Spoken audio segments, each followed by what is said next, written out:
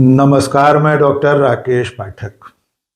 दोस्तों, हमारे प्रधानमंत्री नरेंद्र मोदी किसी जमाने में चीन को लाल लाल आंखें दिखाने की हुंकार भरते थे। उसी चीन के लिए नरेंद्र मोदी भारतीय जनता पार्टी और राष्ट्रीय स्वयंसेवक संघ पलक पांवड़े बिछा रहे हैं। जिस चीन के सामान के बहिष्कार का अभियान राष्ट्रीय स्वयंसेवक संघ चलाता रहा है, उसी चीन की कम्युनिस्ट पार्टी के बड़े बड़े नेता इस वक्त भारतीय जनता पार्टी के राष्ट्रीय मुख्यालय और आरएसएस के हेडक्वार्टर में चाउमीन फटकार रहे हैं। जी हां दोस्तों, आपको सुनकर हैरानी होगी कि जिस चीन के खिलाफ नरेंद्र मोदी की सरकार, भारतीय जनता पार्टी और राष्ट्रीय स्वयंसेवक संघ गलवान घाटी की घटना के बाद से लगातार प्रतिबंध और विरोध का अभियान चलाते रहे हैं, उसी चीन की कम्युनिस्ट पार्टी के बड़े बड़े पदाधिकारी इस वक्त दिल्ली में हैं। और वे न केवल दिल्ली में रहते हुए भारतीय जनता पार्टी के मुख्यालय में पार्टी के बड़े बड़े नेताओं के साथ बैठकें कर रहे हैं, बल्कि आरएसएस के हेडक्वार्टर भी जा रहे हैं।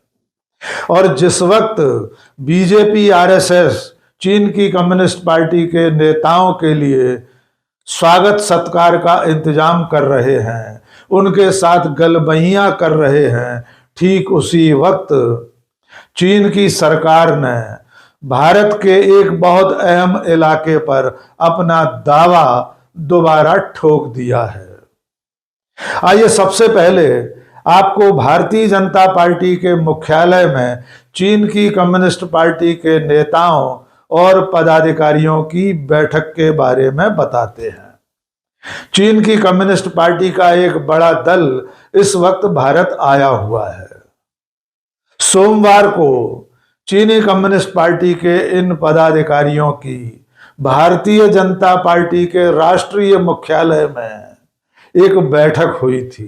चीन की कम्युनिस्ट पार्टी के इस दल की अगुवाई कर रही थी वहां की वाइस मिनिस्टर सुन हाइयान, और इस दल में भारत स्थित चीनी राजदूत भी शामिल थे।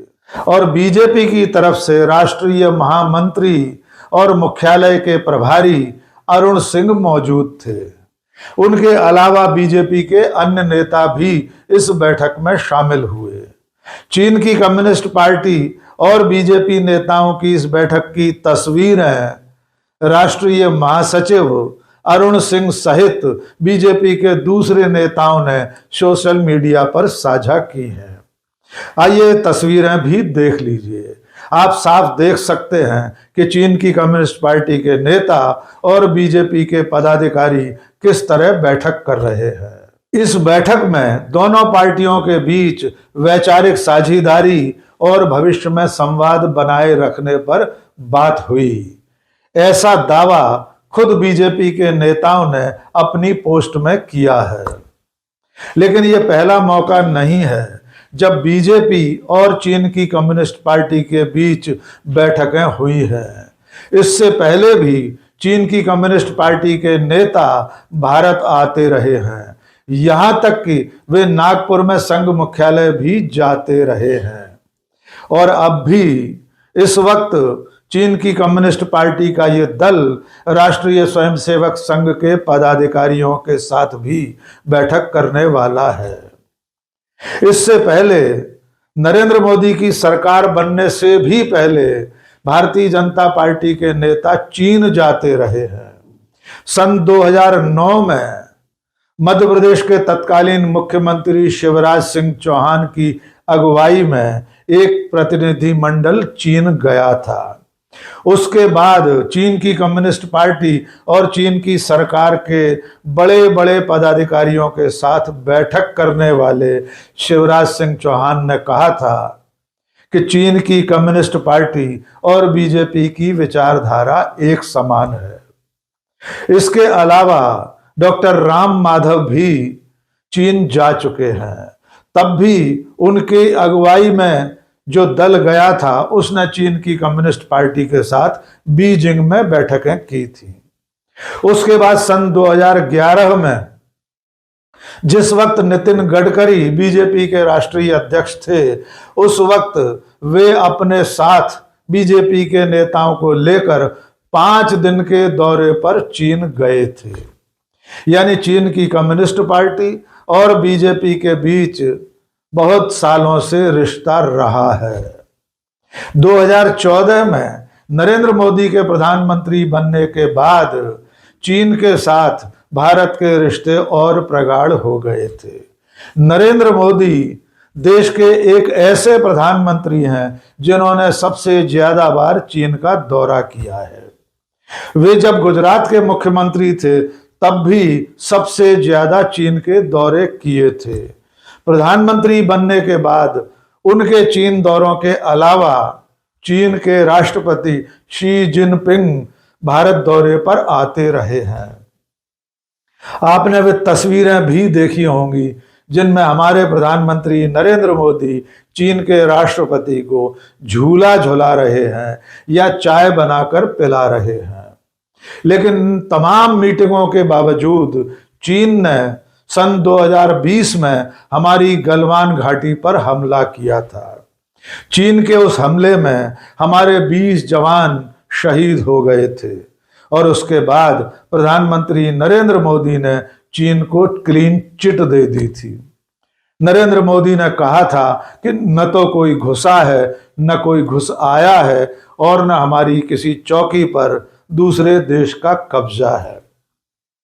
लेकिन गलवान घाटी के हमले के बाद भारत सरकार ने चीन के साथ कई तरह के रिश्ते तोड़ लिए थे।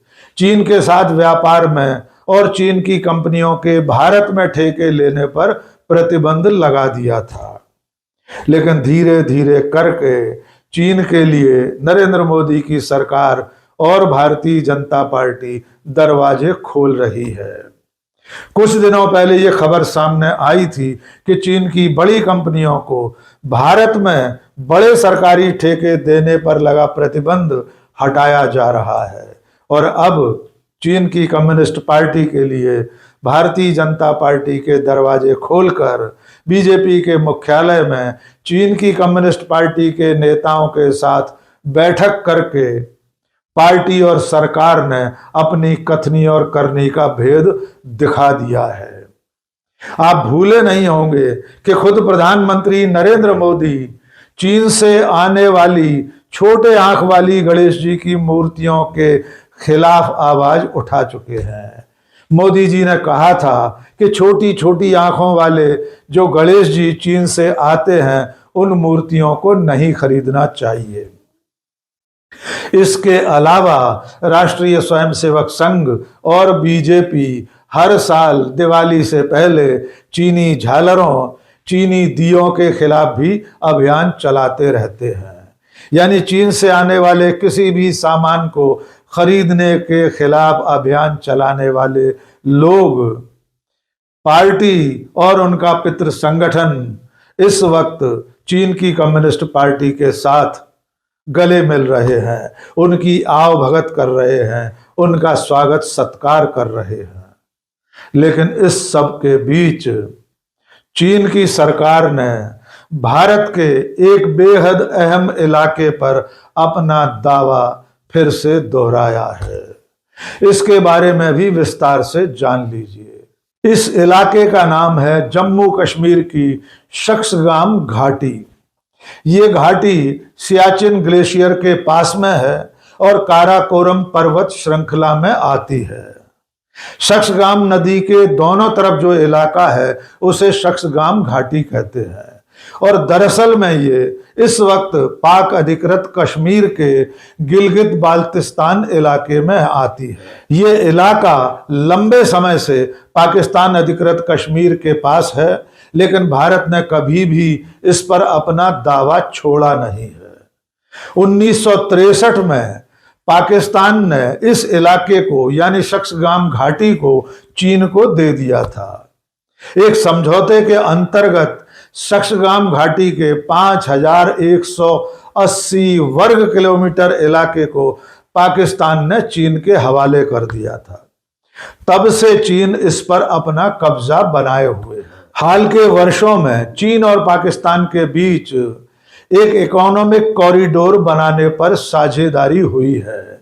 इसे चीन पाकिस्तान इकोनॉमिक कॉरिडोर कहा जाता है। इसके अंतर्गत चीन इस इलाके में बड़े बड़े बुनियादी काम कर रहा है। बड़ी बुनियादी संरचनाएं बनाई जा रही हैं, जिनमें 16,000 फीट की ऊंचाई पर एक सड़क बनाई जाने का काम भी शामिल है। चीन के इस काम को लेकर भारत सरकार लगातार आपत्ति दर्ज कराती रही है। यहां तक कि हमारी सरकार ने चीन पाकिस्तान इकोनॉमिक कॉरिडोर समझौते को भी कभी मान्यता नहीं दी है। 2 दिन पहले हमारे विदेश मंत्रालय के प्रवक्ता रणधीर जायसवाल ने शक्सगाम घाटी पर अपना दावा दोहराया था, लेकिन हमारे विदेश मंत्रालय के बयान के बाद चीन के विदेश मंत्रालय की प्रवक्ता माओ जिंग ने एक बार फिर भारत के दावे को नकार दिया है। चीन के विदेश मंत्रालय ने कहा है कि शक्सगाम घाटी उसकी है, उस पर उसका अधिकार है और इस अधिकार के चलते चीन वहां बुनियादी ढांचे में हर तरह के परिवर्तन करने का अधिकार रखता है। यानी जिस वक्त भारतीय जनता पार्टी के हेडक्वार्टर में चीन की कम्युनिस्ट पार्टी के बड़े बड़े नेता चाउमीन खा रहे थे, अपनी आव भगत करवा रहे थे, जिस वक्त राष्ट्रीय स्वयंसेवक संघ के मुख्यालय में चीन की कम्युनिस्ट पार्टी के नेता कॉफी पी रहे थे, ठीक उसी समय चीन ने हमारे शक्सगाम घाटी वाले इलाके पर अपना दावा फिर से दोहरा दिया है। लेकिन भारत सरकार औपचारिक खंडन के सिवा कुछ नहीं कर पा रही। जो प्रधानमंत्री नरेंद्र मोदी किसी जमाने में चीन को लाल लाल आंखें दिखाने का दावा करते थे, वे गुड़ खाए बैठे हैं। उनकी चुप्पी पर कांग्रेस ने सवाल उठाए। जानवरी कहते होंगे उसको, गिरगिट को क्या कहते हैं? जानवरी होता है। बीजेपी ने गिरगिट को भी एक रंग सिखा दिया। जिन्हें लाल आंखें दिखानी थी उनके लिए लाल कारपेट बिछा दिया। ये एक वीडियो चलाई है जो पीछे चल रहा है। हमें यह दिक्कत नहीं है कि चीन की CPC, communist party of China के लाइजॉन डिपार्टमेंट के जो शीर्ष डेलीगेशन है, उनका स्वागत कल बीजेपी के मुख्यालय में हुआ। हमें इस बात की दिक्कत नहीं है। जब बीजेपी विपक्ष में थी तब भी लगातार इनसे मिलती थी, वहां जा जाकर मिलती थी। आरएसएस वाले जा जाकर मिलते थे, ट्रेनिंग लेते थे, ये राम माधव एंड कंपनी। इसकी भी दिक्कत नहीं हमें, क्योंकि आपसी संबंधों में राजनीतिक दल दूसरे देश के राजनीतिक दल से मिलते हैं, उसमें प्रॉब्लम नहीं है। हंसते मुस्कुराते फोटो पोस्ट की इसमें आपको दिखेगी अभी, हमें उसमें भी कोई दिक्कत नहीं। चलिए करिए आप। दिक्कत मीटिंग से नहीं है, दिक्कत संवाद से नहीं है, दिक्कत है भाजपा के दोगलेपन से, दोहरेपन से, ढोंग से, मक्कारी से। दिक्कत इससे है। अरे साहब एमओयू हो गया, 10 साल से बोलते रहे एमओयू हो गया, एमओयू हो गया, और खुद देखिए क्या कर रहे हैं। दिक्कत है कि आपकी बैठकों का नतीजा क्या निकलता है। दिक्कत इससे भी नहीं है कि 9, 10, 11, 12 बार प्रधानमंत्री शी जिनपिंग से मिलते हैं, झूला झूलते हैं, उनके आगे हाथ बांध करके यूं सर झुका के खड़े रहते हैं, उससे भी दिक्कत नहीं है। चलिए ये भी मान लेते हैं। अपना अपना चरित्र होता है, अपनी अपनी रीढ़ की हड्डी होती है, उनकी इच्छा, उससे भी दिक्कत नहीं है। रीढ़ की हड्डी नहीं है, उससे भी दिक्कत नहीं है। दिक्कत है इस सब का नतीजा भारत के लिए क्या होता है। दिक्कत आपकी नीयत में है। हमें दिक्कत आपकी नीयत से है। हमें दिक्कत आपकी इन तमाम बैठकों से जो बंद दरवाजों में होती हैं, उसके बाद जो खामियाजा देश भुगतता है, उससे है। यही अगर हमारे नेताओं से मिलते तो ये लोग बोलते देखो देखो ये माओ जेडोंग का रिश्तेदार है भाई कांग्रेस पार्टी, हमारे लिए तो तुरंत सर्टिफिकेट आ जाते हैं, संघ के लिए नहीं आएंगे।